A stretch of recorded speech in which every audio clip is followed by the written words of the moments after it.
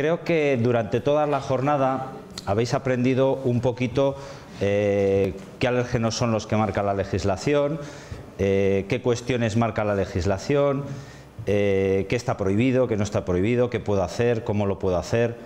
Y todos ahora tenéis un cacao mental tremendo, ¿no? Porque hay unas cosas que hemos visto, los ejemplos que nos ha puesto Juan Manuel, y todos decimos, pues yo creo que dicen lo mismo, ¿no? Parece que dicen lo mismo, ¿no? Bueno, yo quiero hacer una lanza en orden de la administración, porque la legislación siempre es compleja, la ambigüedad siempre existe, pero luego la interpretación es la que verdaderamente vale. En muy pocos casos, y yo dentro de mi dilatada experiencia en el sector público y privado he visto, en algunos sí, pero en muy pocos casos he visto a la administración aferrada a una legislación cuando hay una interpretación ambigua. Esto es para tranquilizaros de alguna manera, ¿no?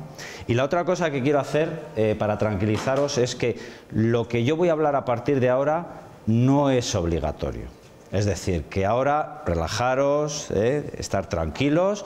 Voy a intentar explicaros cosas que sí que es verdad que la industria la necesita, pero que la realidad es que no es obligatorio, y el que no quiera hacerlo está en su derecho, pero el que quiera intentar vender en mercados nacionales más exigentes que un mercado local o provincial con un cumplimiento mínimo legal, pues debe de tener la idea y el foco puesto.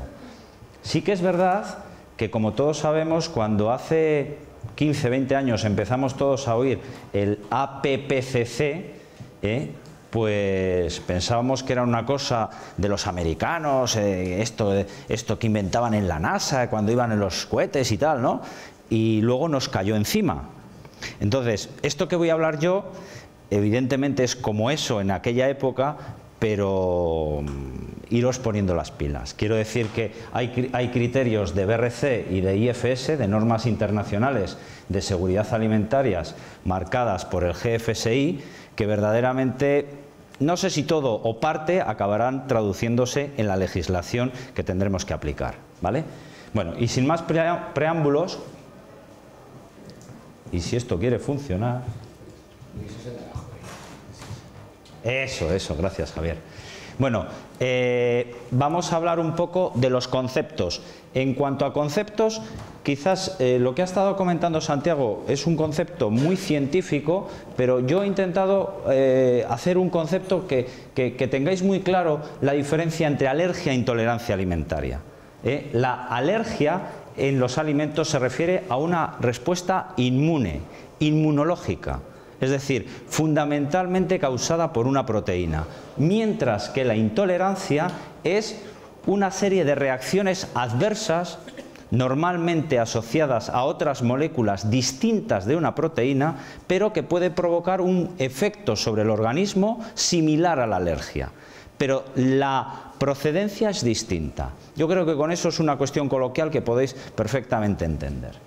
Bueno, los síntomas, como bien ha comentado los anteriores ponentes, suelen ser síntomas relacionados con trastornos, no directamente con ningún órgano vital, pero sí que pueden generar fundamentalmente shocks anafilácticos, y hay mucha gente que muere fundamentalmente por cáncer de colon, porque se irrita mucho el colon a través de esa resistencia, o incluso por un ahogamiento desde el punto de vista de la hinchazón de la garganta, ¿vale? Pero realmente no afectan directamente a ningún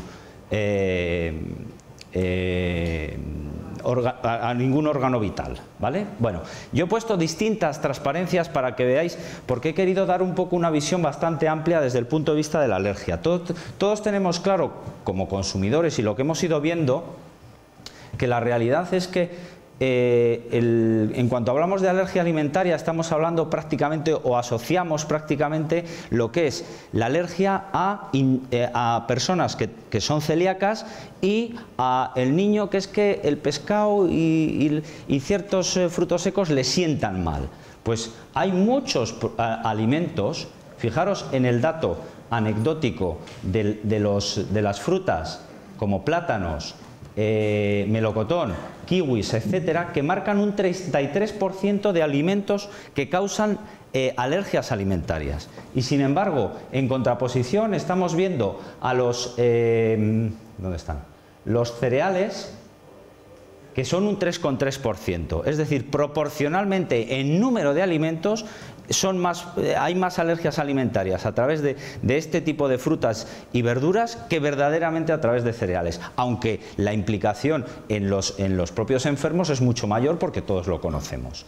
¿De acuerdo? Bueno, ¿cuál es el ejemplo más importante y más cercano? Pues lo que ha habido un comentario anterior, ¿no? Un niño que murió por una ingesta de un yogur de soja que tenía restos de proteína láctea.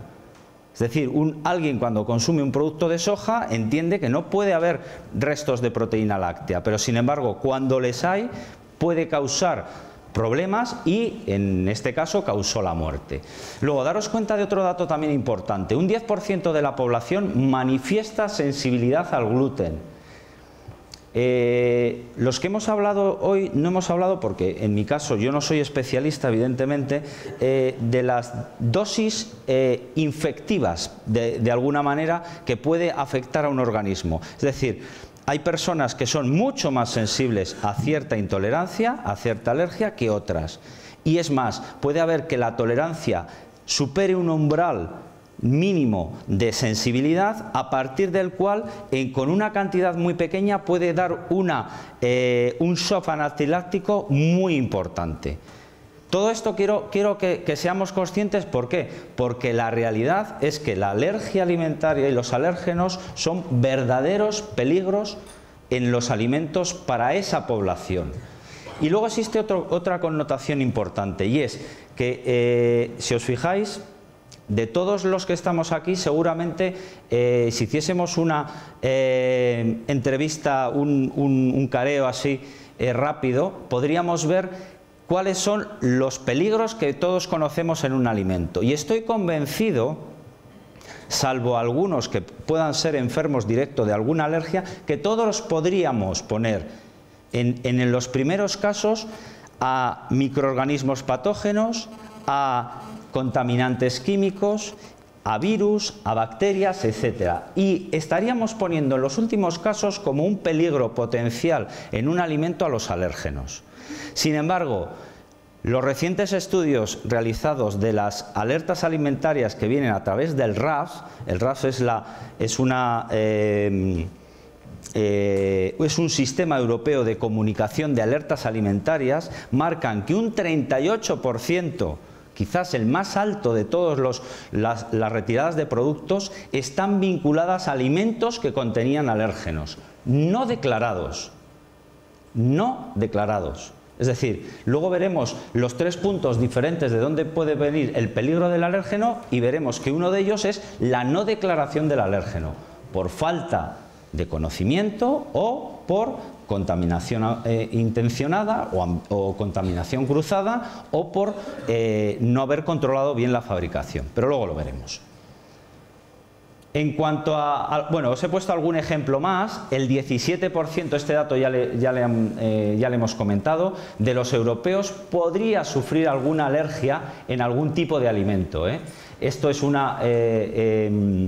un dato que salió de un estudio científico de la Academia Europea de Alergia e Inmunología Clínica y, claro, al final un 17% de la población es una cantidad muy importante de consumidores potenciales de alimentos. Un ejemplo muy curioso. Casey Stoner, un deportista de moto, en el campeonato del mundo se veía que cuando corría las carreras pues tenía un problema y de repente, bueno, pues se sentía indispuesto, lo pasaba fatal y al final se le detectó una intolerancia a la lactosa. ¿Qué es lo que ocurre con esto? A ver, el dato importante de Casey Stoner es porque era muy mediático, evidentemente todo el mundo lo conocía, si llega a pasar a mi primo Pepe no hubiese pasado lo mismo, y sin embargo, fijaros el tiempo que tardaron en detectarle la intolerancia a la lactosa. Es decir, todos los problemas de los alérgenos es un contaminante de naturaleza orgánica que puede estar en los alimentos y que está en plena evolución, porque realmente están creciendo cada vez más número de alérgenos, cada vez más se detectan los posibles contaminantes alergénicos en alimentos y en el futuro estoy convencido que las listas irán ampliándose, ¿vale? Bueno, pues este es un caso bastante importante. He puesto una tabla que no veréis nada, evidentemente, desde lejos, pero bueno, era más que nada para que veáis una gran diferencia, y ya vamos a entrar un poquito en materia. Una gran diferencia entre los alérgenos que existen en la Unión Europea y en la FDA. Los americanos, ahora seguro que no hay ningún americano aquí, y si no lo siento mucho, pero los americanos en esto nos ganan por goleada. Nos ganan por goleada, con otras cosas a lo mejor no, pero en esto nos ganan por goleada. Tienen identificados un montón de alérgenos potenciales y sin embargo su legislación es mucho menos restrictiva que la nuestra. Esto ocurre en muchos contaminantes químicos también. Es decir, ellos saben que hay ciertos contaminantes que dan problemas, hay un montón de alérgenos que pueden dar problemas, pero luego legislo, bueno, más restrictivo para que no pueda haber problemas de comercio internacional. ¿Vale? Esto es una cuestión que a nivel de exportación es muy importante saberlo. Una de las claves críticas que tienen los criterios de las normas internacionales de seguridad alimentaria, BRC, IFS, AIB, hay otras y demás, es que una empresa que esté exportando producto a cualquier país debe de cumplir la legislación de ese país. Es decir, yo fabrico en España y dice, no, yo hago los productos como me dice la Unión Europea, que es la que me legisla. Pero, ¿usted dónde va a llevar el producto? No, yo es que voy a intentar que sea China, que a Indonesia, que no sé qué. Tendrá que cumplir la legislación de ese país destino, ¿vale? Entonces, es muy importante conocer cuáles son los alérgenos, cuáles son los que me van a poder pedir, porque a lo mejor estoy organizando un sistema de exportación con un tipo de producto y luego me entero de que el elemento más importante de mi producto es un alérgeno en ese país y no puedo venderlo allí. ¿De acuerdo? Bueno, pues esto era uno de los ejemplos, pero bueno, como se ve bastante mal, lo vemos así. Bueno, en cuanto a la ley específica de Estados Unidos, bueno, Estados Unidos se legisla evidentemente a través de la FDA, que es como el Ministerio de Sanidad a nivel español. Tiene una legislación específica sobre alérgenos, la FALPA, en la cual establece 8 alérgenos identificados por ley: leche, huevos, pescado, crustáceos, frutos secos, cacahuete, trigo y soja. Pero sin embargo, cuando están haciendo evaluaciones de peligros, que es lo que vamos a hablar ahora mismo, de los listados de alérgenos, amplían muchísimo más, ¿vale? Luego he puesto un dato, bueno, muy curioso, que es cómo hay que poner en Estados Unidos, para que veáis, es muy parecido, sí, pero al final hay que pasar por el aro. El etiquetado tiene que ser el nombre del producto y entre paréntesis el alérgeno característico: harina, entre paréntesis trigo; suero, entre paréntesis leche. Y luego en los que tengan que estar como que puede contener, o en los que sea que contiene específicamente como ingrediente, hay que poner contiene trigo, leche o soja. ¿De acuerdo? Bueno. Esta es una de las transparencias más importantes de todo lo que vamos a hablar. Va a haber dos importantes. A ver si nos podemos quedar con ellas, porque yo creo que os pueden clarificar muchas cosas. Una es esta, y es: ¿de dónde pueden provenir los alérgenos en un alimento? ¿De dónde? Pensar vosotros. Solo hay 3 posibles vías. Solamente hay 3 posibles vías. Una, presencia indicada en los ingredientes. Es decir, yo tengo mi receta, yo voy a elaborar un producto. ¿Cuáles son mis ingredientes? Estos. ¿Qué alérgenos tengo? Estos. ¿Vale? Pero debo de verificar bien las materias primas. Debo de verificar bien los ingredientes para saber si puede haber un alérgeno. Segundo, formulación incorrecta o cambios de formulación de producto no controlados. Es decir, yo digo que hay que hacer la fórmula así, pero el niño coge y en vez de echar 0,5 del aditivo o del mejorante o del ingrediente, coge y abre el cajón de al lado y mezcla y añade un producto que no tiene que estar y aparece el alérgeno, ¿vale? formulación incorrecta o cambios de formulación. Y el tercero, que ya le han comentado los anteriores ponentes, es la dichosa contaminación cruzada. Este es uno de los, no sé cómo decir, de los riesgos ocultos en los alérgenos, ¿no? Porque una contaminación cruzada, ¿dónde está?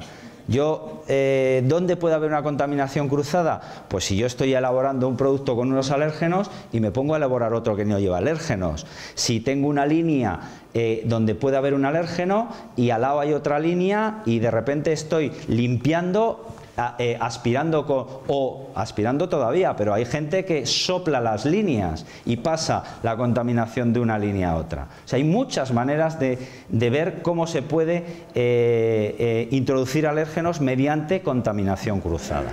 ¿De acuerdo? Pero esto es lo más importante, no hay más. Son 3 maneras. ¿De acuerdo?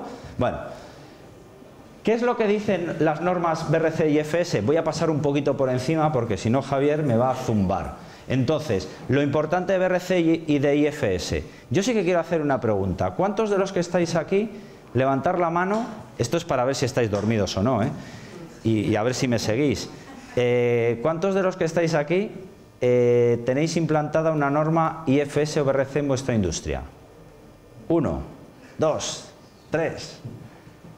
Bueno, son poquitos, ¿vale? Bueno, pues para vosotros casi no voy a decir mucho, porque lo tendréis que saber, si no, suspendidos, ¿vale? Bueno, tenéis una evaluación ahora con la versión 7 de BRC, pero bueno. BRC y IFS, ¿qué son? Son 2 normas, era para saber un poco si me metía más o menos. Bueno, voy a explicarlo muy sencillito. Son 2 normas internacionales, una es de espectro británico, British Retail Consortium, y otra es de espectro anglo-francés, ¿de acuerdo? Entonces es International Food Standard, ¿vale? Son 2 normas que la GFSI, que es la Global Food International Standard, que es la asociación donde se reúnen todos los que controlan el mercado mundial de distribución de alimentos, es decir, las grandes cadenas de distribución, se reúnen y dicen, bueno, ¿y ahora qué vamos a hacer con los alimentos? ¿Cómo nos lo vamos a manejar? Porque la administración, evidentemente, tiene su parte, pero luego el que manda en precios, esto lo sabéis vosotros perfectamente, en precios, en características, en que si quieres venderme me tienes que hacer tantos análisis y bueno, todas estas cosas que todos sabemos, ¿no? Entonces, al final, GFSI, ¿qué hace? Decir, bueno, la legislación es una, pero yo, como soy Migros, Carrefour, Eroski, Alcampo, Marks Spencer, Tesco, etcétera, todos estos marcas de distribución a nivel internacional, yo voy a exigir a mis proveedores para que etiqueten y para que hagan mi producto con mi marca, que cumplan lo que yo quiera, ¿vale? Pues eso es esas normas, BRC e IFS. Los que son distribuidores ingleses utilizan más BRC y los que son distribuidores alemanes o franceses utilizan IFS. No es más. No es más, ¿vale? Entonces, ¿qué es lo que han hecho? Organizar una serie de requisitos específicos para que las industrias cumplan en función de los criterios de calidad de producto y sobre todo de seguridad alimentaria, ¿vale? Entonces, voy a intentar hablar un poquito solamente de las características importantes que marca BRC y IFS. Si cualquiera de vosotros quiere exportar, yo os diría, en el 95% de los casos vais a tener que pasar por este aro, porque si no al final iréis a mercados muy sectarios, muy pequeños, muy individuales, que puede haber, no quiero decir que no, porque el mundo es muy grande y la globalización llega a todos los aspectos, pero lo importante es intentar tener una norma que te pueda abarcar todas las posibilidades de exportación que yo pueda querer, ¿de acuerdo? Bueno. ¿Cuáles son los requisitos de BRC y de IFS? Fundamental, tener una buena gestión de alérgenos. Y una buena gestión de alérgenos se basa fundamentalmente en una evaluación completa, exhaustiva y concreta de todos los alérgenos potenciales que pueda haber en una industria. Esto que suena así muy grandilocuente es tan sencillo como cogerse las fichas técnicas, ver el producto y verificar qué alérgenos tengo y hacer una gestión de esos alérgenos potenciales. No significa, porque esto también es verdad, la gente en cuanto empezamos a decir, no, como el alérgeno es un potencial contaminante, si no tengo alérgenos ya estoy cumpliendo esto. Mentira. Lo que quieren estas normas es gestión, evaluación, ver los peligros potenciales de la presencia de alérgenos por las distintas vías. ¿De acuerdo? Este es el concepto más abierto y más completo respecto a la gestión de alérgenos, ¿vale? Evaluación de peligros, es decir, que mi APPCC tenga una parte específica de gestión de alérgenos, ¿vale? Es más, estas normas, lo comentaba con Alejandra antes, son facilísimas de aplicar respecto a los requisitos. Yo no sé si alguno de los que estáis aquí hace 15, 20 años implantasteis una norma ISO 9000. Aquello era un galimatías, porque decía, se evaluará la calidad adecuada del producto. ¿Y cuál es la calidad adecuada de un producto? La gestión del personal será lo más completa posible. ¿Y qué es lo más completo posible? Sin embargo, estas normas dicen cosas muy específicas. Muy específicas. Son normas verdaderamente claras a la hora. Otra cosa es que lo cumplas o no lo cumplas. ¿Vale? Yo tengo una compañera que trabaja en Miami, en gestión en exportación, y dice que algunos de aquí, no sé si habéis intentado exportar a Estados Unidos, pero siempre dice, mira, Estados Unidos, ella habla como muy Miami, muy así, ¿no? Estados Unidos es muy fácil introducir un producto. Ahora, tienes que ser serio, hay que cumplir. O sea, no es cuestión que pensemos, como muchas veces dices, bueno, yo es que en la evaluación de peligros, bueno, la tengo más o menos bien. No, o la tienes o no la tienes. Los americanos para esto son muy serios. La FDA o sea, las normas IFS-BRC es un plagio específico y concreto de lo que marcan las normas de FDA, de HACCP, del análisis de peligros. Cosas concretas. ¿Cumples? Entras. ¿No cumples? Olvídate. Entonces, esto es muy importante a la hora de un fabricante. Es decir, ¿yo qué quiero? ¿Vender en China? Tendré que saber qué es lo que piden en China. ¿Vale? Eso es lo que tratan estas normas. ¿De acuerdo? Bueno, ya voy, Javier. La lista de alérgenos son los 14. IFS y BRC no marcan ninguno. Sí que es verdad que de alguna manera es lo que os he dicho. ¿Dónde exporto? ¿Aquel país? Tengo que saber los alérgenos que me van a pedir en aquel país, ¿vale? Pero en principio los que están marcados son los 14 típicos. BRC es un poco más específica. Fijaros aquí, no lo leéis, pero aquí voy a leer solamente es porque es muy clarividente para que veáis la norma lo que pide. Uso de ropa de protección adicional o diferente siempre que se manipule alérgenos.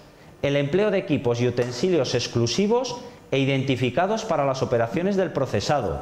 O sea, los equipos, si yo tengo una línea de alérgenos, pues la pala con la que cojo, compro palas de color amarillo y en la otra línea de color rojo.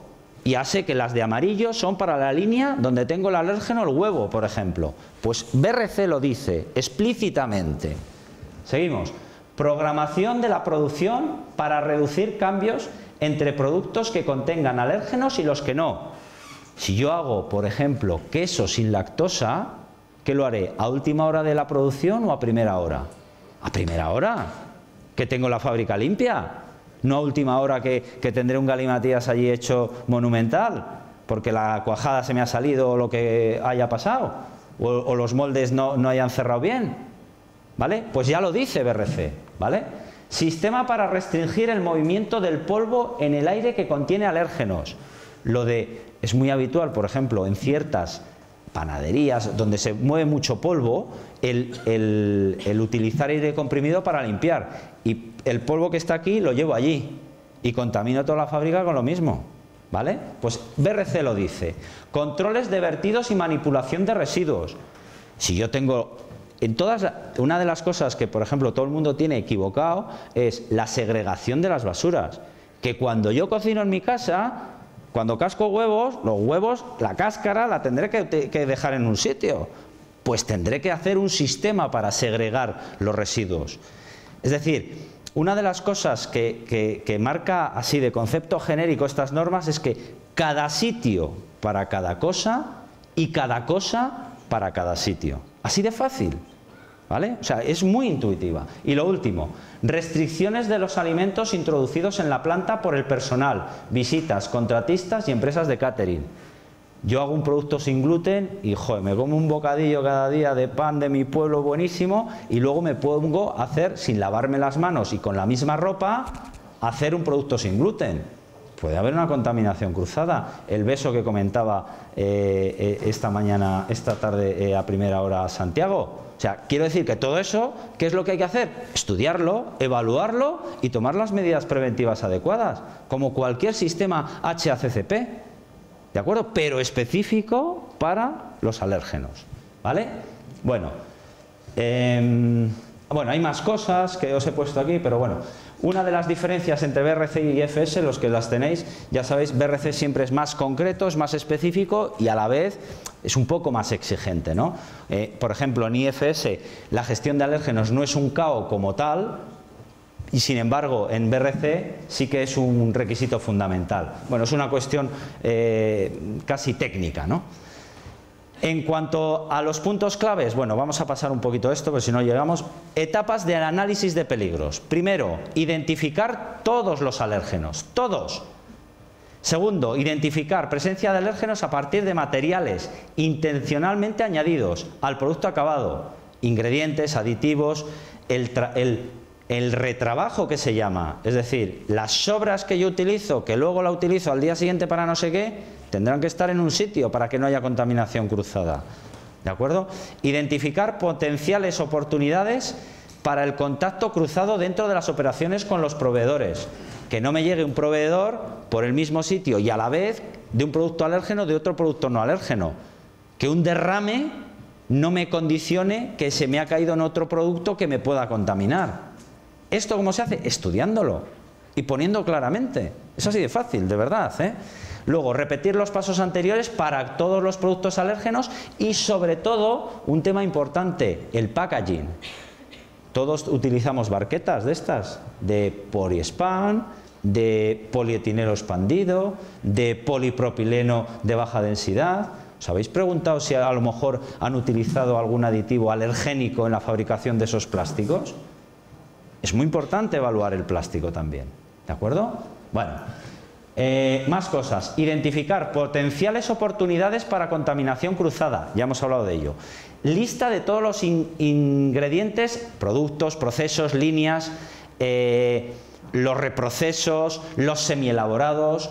De repente yo hago un semielaborado que lo tapo un poquito y lo dejo en la cámara, que no, es que esto lo embuto mañana. Y de repente en la misma cámara meto, porque me ha venido no sé quién y que me ha traído el producto con la salmuera de no sé cuál y lo dejo al lado y me puede haber una contaminación.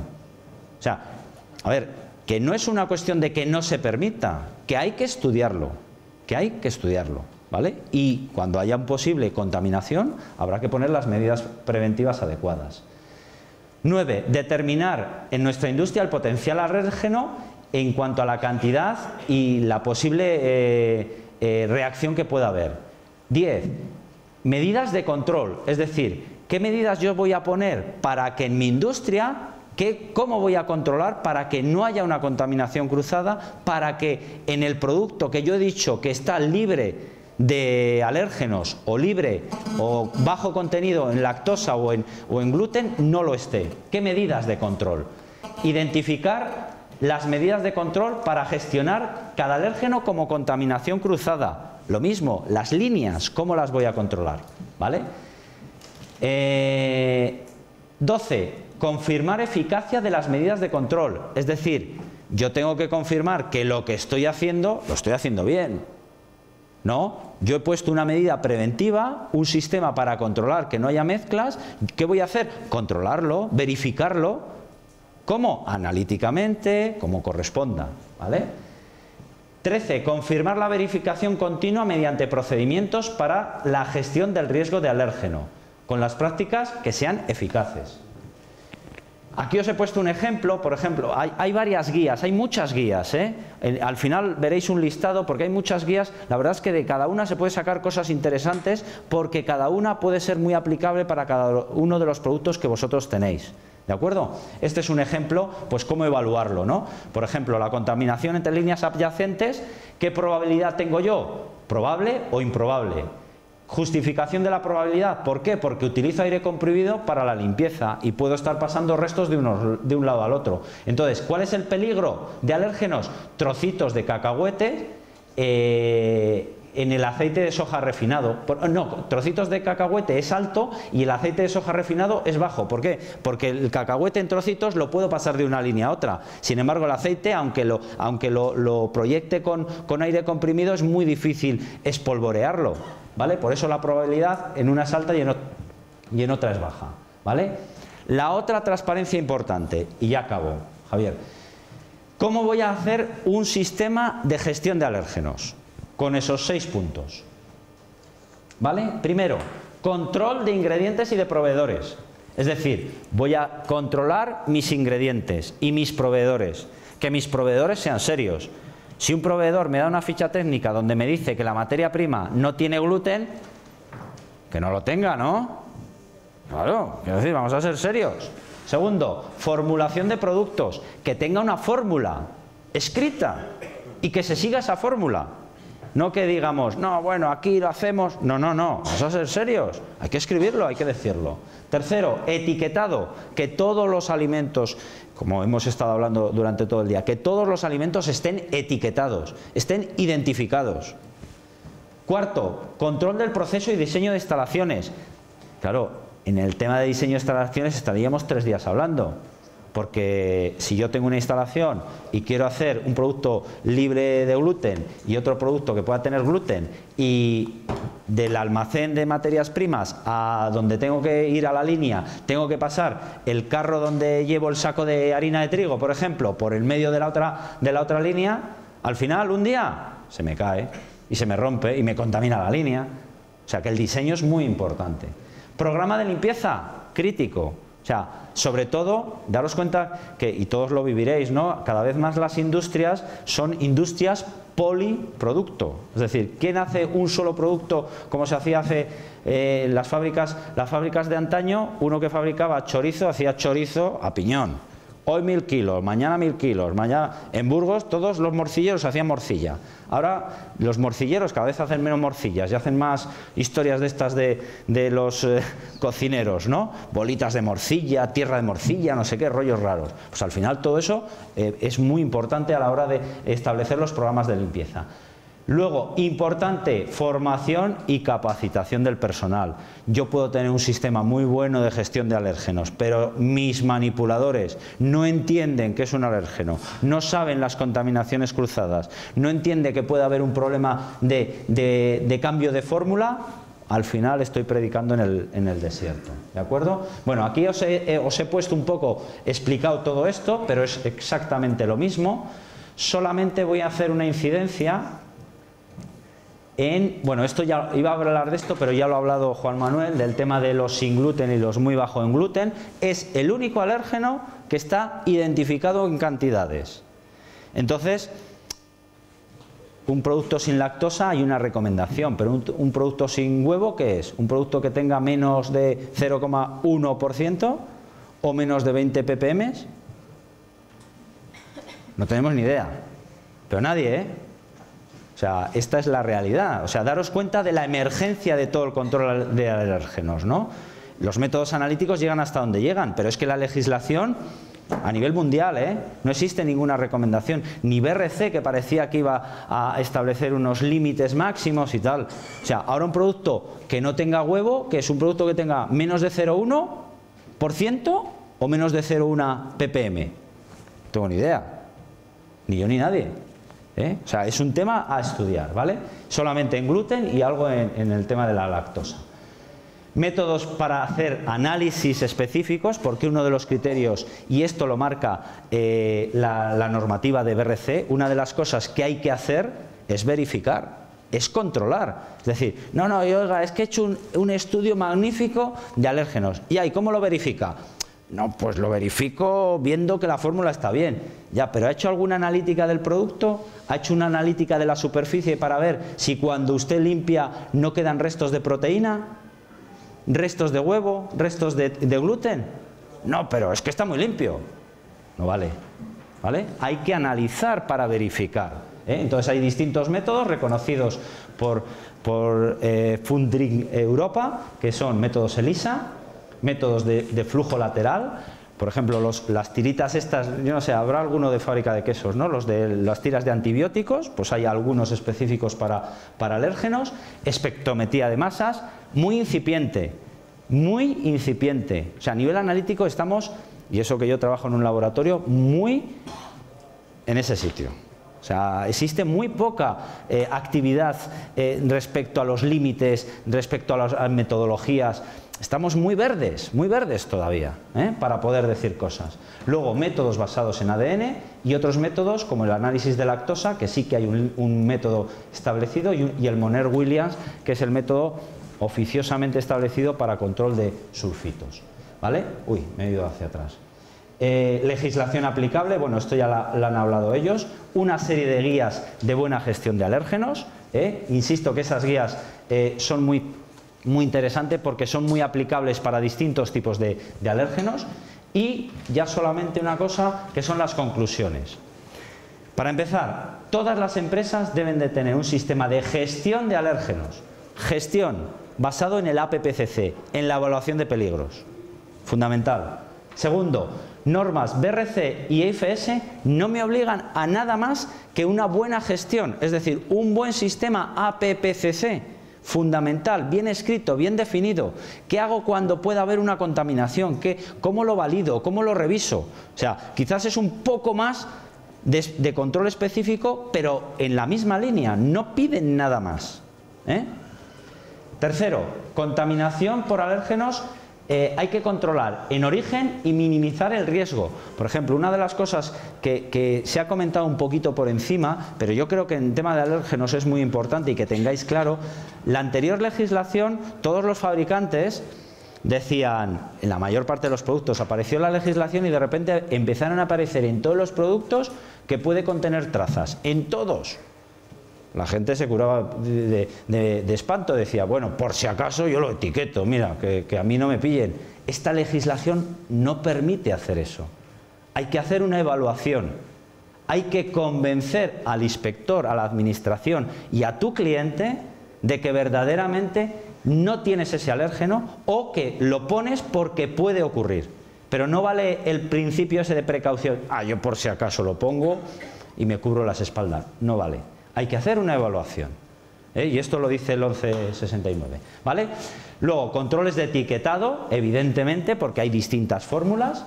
Y control analítico, muy importante. Los laboratorios tenemos un gran reto a nivel analítico de desarrollar técnicas buenas, bonitas y baratas. Pero ese es un gran hándicap para nosotros y verdaderamente el control analítico es el que te da la validez de que tu proceso está bien, de que tu gestión de alérgenos es correcta, pero tengo que tener el control analítico. Ahora también es verdad, no lo hagáis al revés, que hay gente que lo hace. Dice, bueno, yo analizo el producto y si me da bien es que lo estoy haciendo bien. No vale, porque a lo mejor me ha dado bien de churro y lo estoy haciendo mal. ¿Me entendéis? Es decir, primero gestión, validación y análisis, pero no al revés. No hago el análisis, y si no me da, yo lo he hecho 3 veces y de repente una alerta del 38% del RAS, ¿vale? Y empresas gordas, empresas gordas, no empresas pequeñitas, empresas multinacionales. Eso aparece, vamos, en la prensa. Marco común legal, es decir, al final la globalización hace que muchas materias primas se comercialicen por muchos sitios del mundo y esto es un peligro, evidentemente, pero esto es lo que tenemos y es con lo que hay que luchar. Antes, al final, las materias primas las comprábamos a los fabricantes de alrededor. Ahora, de repente, la salmuera me la trae un tío de Murcia, las especias, un tío de no sé dónde. Pues al final todo eso, y esa especie al final igual viene de la India o de Irán o de donde sea, ¿no? Eso es un problema para este tema. Y necesidad de validar y verificar las condiciones de limpieza y desinfección. el APPCC, IFS, BRC, al final no pierden el rumbo con la limpieza. O sea, un buen sistema puede ser muy bueno, pero si no hay una limpieza, al final el producto sale mal. Yo puedo tener documentado un sistema maravilloso de BRC y IFS y de repente el producto mal. ¿Por qué? Porque no limpio. Porque mi plan de limpieza no es adecuado. Porque he aumentado las líneas de producción y no he cambiado mi plan de limpieza. ¿No? De esto sabéis vosotros mucho más que yo. ¿Vale? Pues nada más. Muchas gracias y espero que os haya aclarado alguna cosa.